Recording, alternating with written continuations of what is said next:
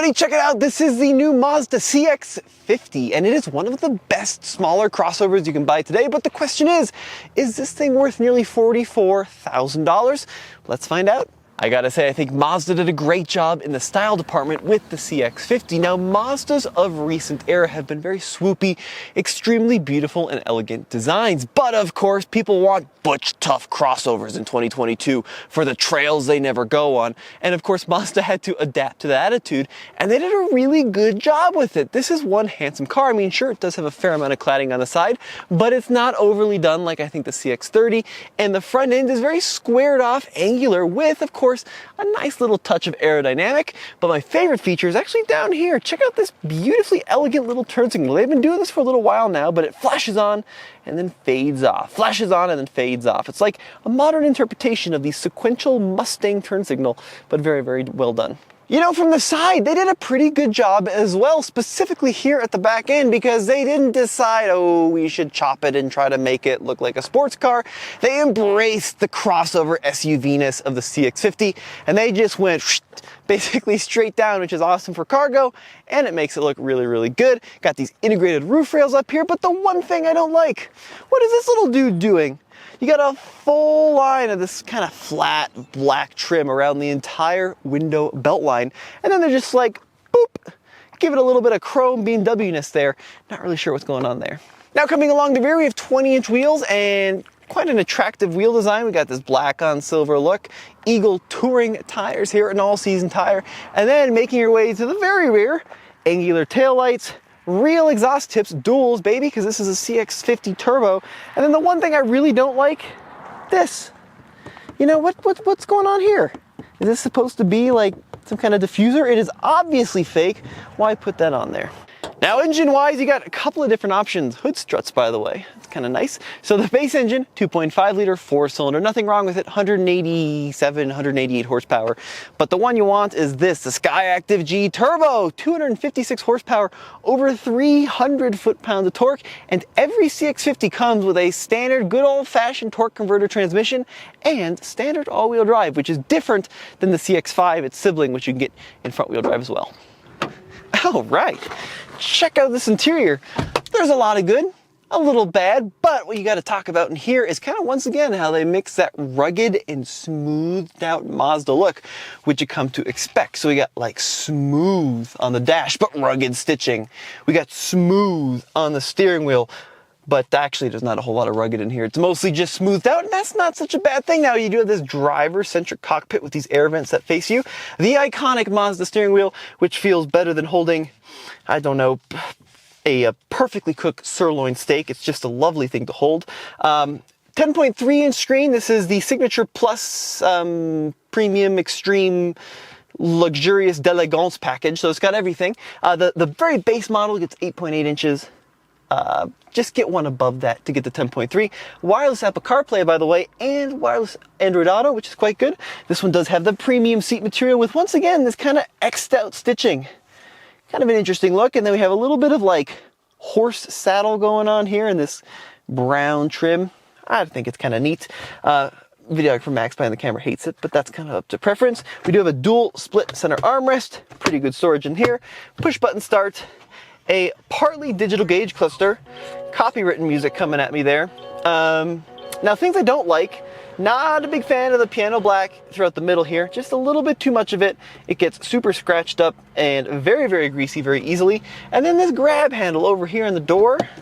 It's just like, come on now. Right? You put all this work into the steering wheel, let's put some more work into that grab handle. Doesn't feel very good. But apart from that, it's a good place to spend time. Full panoramic sunroof, which feels kind of unusual in a Mazda. I'm not sure I've seen that recently in the cars I've driven. If you want wireless charging, excuse me, you have to get the top trim like this. Lots and lots of safety tech, which we'll talk about on the road. But overall, pretty good place to spend time. All right, here we go. Let's drive the CX-50. Now, this is a car I have been very excited to drive. I've always been a CX-5 fan. You know, I actually kind of thought it was the best in class. Now the CX-50 is looking pretty good as well. Now, competition-wise, sort of the CX-5, right? It's a little bit bigger.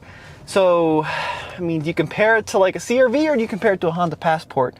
Honestly, there are so many of these kind of smallish crossovers that it all blends together after enough time. But let's see how the acceleration is. So we are on this beautiful road. I'm gonna stick it into sport mode. Check that out. The dials go red. Very sporty.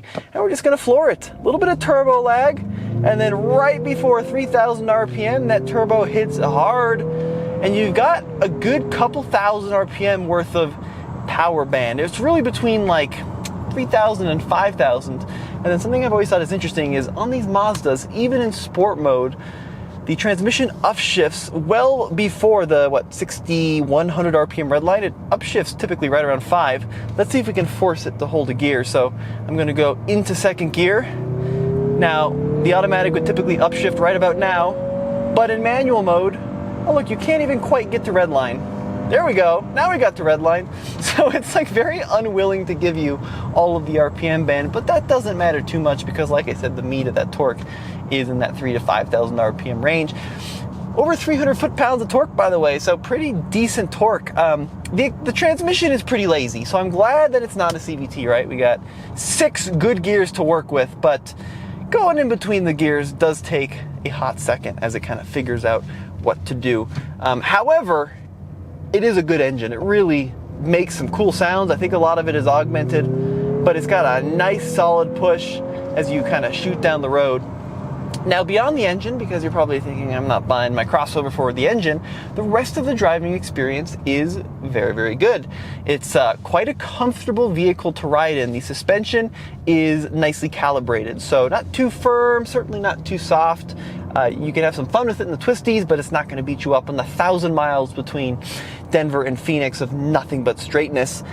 We do have different drive modes, so we're going to pop it back into the normal mode for cruising, and there's an off-road mode too. Check that out if you want to get a little saucy out in the dirt. But cruising around in normal mode, very quiet place, nothing kind of intrusive into the cabin.